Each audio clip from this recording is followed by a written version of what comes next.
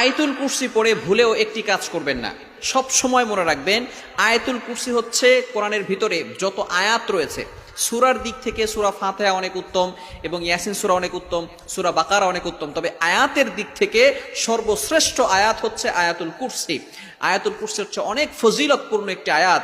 এই আয়াতের পড়ার পরে আমরা একটি ভুল কাজ করে থাকি, এই ভুল কাজটা কখনো করব না। ভালো করে মনে রাখবেন, আয়াতুল কুরসি হচ্ছে ফজিলতপূর্ণ আয়াত, যে আয়াতের ভিতরে আল্লাহ তাআলার নাম রয়েছে, দুটি ইসমে আজম রয়েছে, আল হাইয়ুল কাইয়ুম। এই ইয়া হাইয়ু ইয়া কাইয়ুম পড়ে যদি আপনি দোয়া করেন, এই দোয়াটাও আল্লাহ তাআলা কবুল করে নেবেন। অনেক সময় আমরা দোয়া করি, দোয়া কবুল হয় না। আপনি যদি এই দুইটি নাম যেটা আয়াতুল কুরসির ভিতরে রয়েছে, আল হাইয়ুল কাইয়ুম, ইয়া হাইয়ু ইয়া কাইয়ুম, এই দুইটি নাম 3 বার পরে যদি আপনি দোয়া করতে পারেন, আল্লাহ তাআলা অবভিয়াসলি ওই দোয়া কবুল করবেন ইনশাআল্লাহ। আপনি নিজে চাক্ষুষ প্রমাণিত হয়ে যাবেন। আল্লাহ রাসূল সাল্লাল্লাহু আলাইহি সাল্লাম এভাবে দোয়া করতেন আল্লাহ তাআলার এই ইসমে আজম নাম নিয়ে। সুতরাং আপনি এই নামগুলো নিয়ে দোয়া করতে পারেন। এই জন্য হচ্ছে আয়াতুল কুরসি অনেক ফজিলতপূর্ণ। তবে আমরা যে ভুলটা করে থাকি সেটা হচ্ছে আয়াতুল কুরসি পড়ে আমরা বুকে ফু দিয়ে থাকি। যখন আমরা আয়াতুল কুরসি পড়ি তখনই বুকে ফু দেই।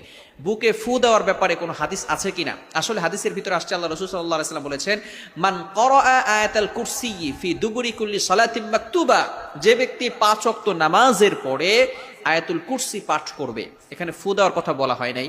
লাম ইয়ামনাহু মিন দুখুলিল জান্নাহ ইল্লাল মাউত, ওই বান্দা মৃত্যুবরণ করতে দেরি, মৃত্যুবরণ হওয়ার সাথে সাথে আল্লাহ তাআলা তাকে জান্নাত দান করে দিবে। সুবহানাল্লাহ বিহামদি।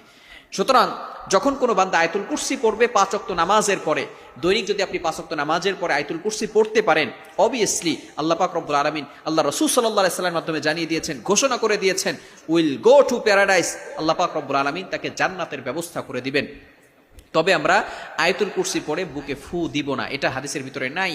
সুতরাং আমরা এটা কখনো করব না। এই ভুলটা থেকে আমরা হেফাজত থাকবো। মনে রাখবো যে আয়াতুল কুরসি যেহেতু ফজিলতপূর্ণ আয়াত, এবং যেটা আল্লাহ রাসূল সাল্লাল্লাহু আলাইহি ওয়াসাল্লাম আমাদেরকে বলেছেন সেটা আমরা করব, কিন্তু যেটা বলেন নাই সেটা আমরা কখনো করব না। হ্যাঁ, তবে যদি কাউকে কোনো জিনে আসর করে, এই ক্ষেত্রে শরীর যদি আপনি বন্ধক রাখতে চান, ভালো করে মনে রাখবেন, যদি শরীরকে বন্ধক রাখতে চান তাহলে এই ক্ষেত্রে আপনি সূরা ফালাক, সূরা নাস, সূরা ইখলাস এগুলোও পড়বেন।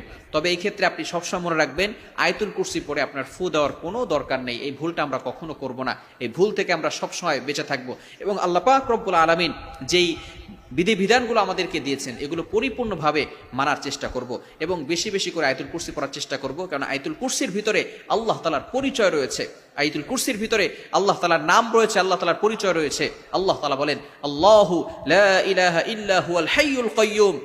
আল্লাহ পাক রব্বুল আলামিন এখানে তার 2টি নাম দিয়েছেন, যিনি চিরঞ্জীব, চিরস্থায়ী। অর্থাৎ দুনিয়ার ভিতরে আমরা যারা আছি সকলেই একদিন না একদিন চলে যাব। We have to go back to Allah. আমরা সকলে দুনিয়া থেকে বিদায় নিব, কেউ থাকতে পারবে না, সবাই চলে যাবে। আমাদের সকলকে চলে যেতে হবে। The most sorting thing in our life is death and the most আনসার্টিং thing in our life is time of death. আমাদের জীবনের সবচেয়ে বড় সুনিশ্চিত বিষয়ের নাম হচ্ছে মরণ। আমরা মরে যাব। সুতরাং আল্লাহ তাআলা কখনো মরবেন না। আল হাইয়ুল কাইয়ুম, তিনি চিরঞ্জীব, চিরস্থায়ী, তিনি কখনো মরবেন না, তিনি সব সময় থাকবেন, অলওয়েজ থাকবেন। তিনি ছিলেন, তিনি আছেন, তিনি থাকবেন। সুতরাং এই যে আয়াতুল কুরসি আমরা সব সময় পড়ব এবং বিশেষ করে 5 ওয়াক্ত নামাজের পরে অবভিয়াসলি পড়ব। রাসূলের হাদিসের টেক্সট দ্বারা আমরা জানতে পারি, যারা নামাজের পরে আয়াতুল কুরসি পাঠ করবে, আল্লাহ পাক রব্বুল আলামিন তাদেরকে মৃত্যু হওয়ার সাথে সাথে, অর্থাৎ মৃত্যুটাই হচ্ছে বাধা, মৃত্যু হওয়ার সাথে সাথে আল্লাহ তাআলা বলবেন, উদখুলিল জান্নাতা বিরহমাতি, go to the paradise with my mercy, আমার দয়ায় তুমি জান্নাতে চলে যাও। সুবহানাল্লাহ। আল্লাহ তাআলা আমাদের সকলকে এই ভুল থেকে, হেফাজত থেকে আমল করার তৌফিক দান করেন।